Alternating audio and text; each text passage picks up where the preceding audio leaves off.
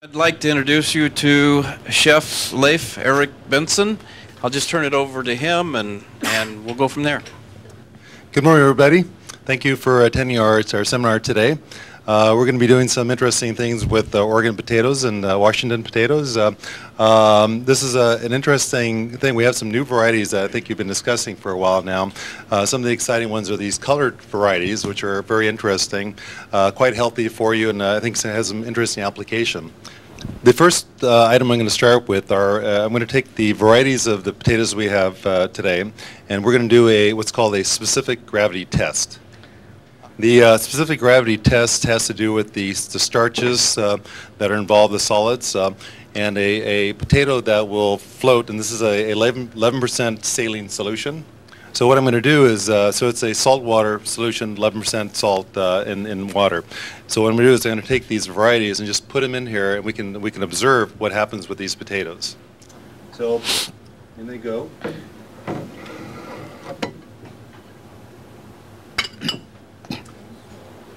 What you will see is some potatoes are going to want to float to the surface, and some will stay at the bottom, and some will perhaps stay in the middle.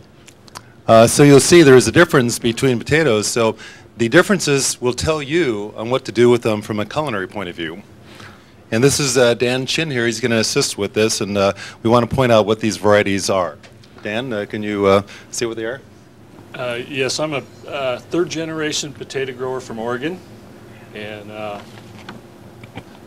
yes, these different varieties, we grow all these different varieties in Oregon. The one on the right is, of course, the russet type, russet Norcota. The one that's floating here in the middle is the Yukon Gold. And, of course, the purple Police is the new fingerling variety. And then the varieties that have higher gravities would be the bigger red potato is the Colorado Rose, and the little red potato is the Modoc variety, and then the little white one's the Klamath Pearl variety. And actually there was one more, the red variety, the fingerling, is also on the bottom here too. It's Almarosa. Almarosa. Yeah. Almarosa.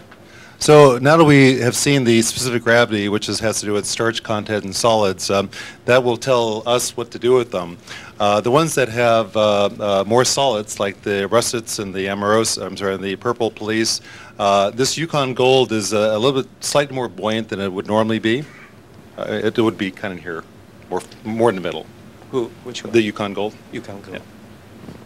So what it tells me is that the starch in them, once they're cooked, will react a certain way. The starches, when they're heavy in starch, will be like in a classic russet baked potato. It will be nice and fluffy and very light, and won't have structure to it. That's one of the desirabilities of having a russet, is that they're very light and fluffy and very nice to eat that way. The waxy varieties, the ones more towards the bottom, would have a slightly different application. And with all this discussion, it is a matter of taste. If you prefer one or the other, you can use it for really both applications. It's just to be texturally different. So it depends on what you want to come out with. And now I'm going to show a couple of different varieties or variations on what you can do with some of these potatoes. I'm going to first start off with a russet potato, or Norcota, I'm sorry.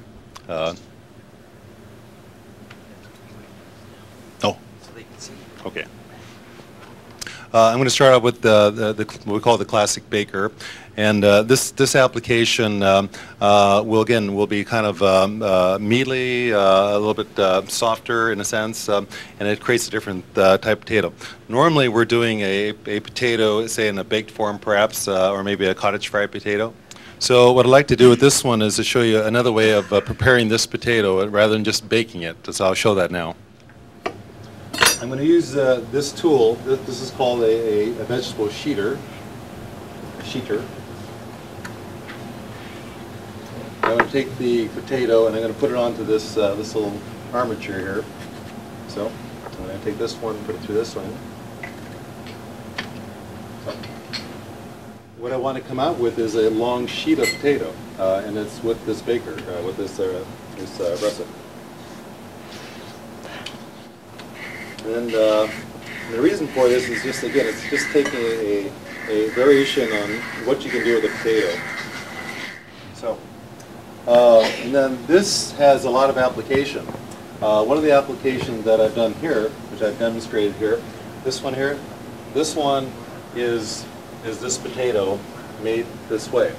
So what I'm doing is, so what I'm going to do is I'm going to take this potato and cut a piece, and then basically just roll it up, and then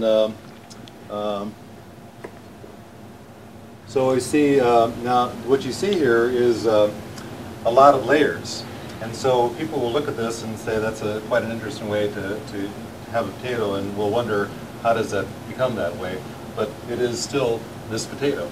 So if you're using this potato and you want to find other ways of using it, this is a really great way of using this potato. What I do with this then is that I will steam this. This will be steamed first. So steam first until it's pretty much tender, or to the tenderness that you want. If you want it more firm or a little lighter, these are fully cooked. And then once they're tender to where you want them, you can chill them for, say, like a banquet or something, a bigger event. You can chill them, and then you can take them and then cut them like this. To finish, you can either steam these again to heat them, or in this case, what we did was that we grilled them. So we would lay them down. You lay them down in perhaps olive oil or butter. This side in the pan, like this, and then so therefore you get the crispy golden brown edge, which gives you a little bit of contrast of color and texture. And then you can also take the same sheet, and if you like, you can lay in prosciutto, spinach, perhaps herbs, garlic, any flavorings, and have layers in there in circles, which is quite nice as well. So another application, so this is with the russet type variety, or the Narcoda. This texture is for this purpose is a great texture for that. If you want to do a different application, I use a different potato. So the next one I'm going to use is Colorado Rose. Colorado Rose. Now the Colorado Rose, as you saw in the demonstration down here, is more of a waxy potato. It's going to have a little different texture. What will happen is that this variety will basically be very soft and come apart when you eat it. So this is very tender with a fork, very easy to cut, and it's quite nice. This one is going to hold up better in terms of a different culinary application. So I'm going to do the same thing here. So this application has some exciting possibilities. That this one can also turn into what I call a potato pasta. And we can do different types of it. So this, while we have this sheet going here, I'll take a pasta cutter or a pastry cutter, and I'll just take it right down here.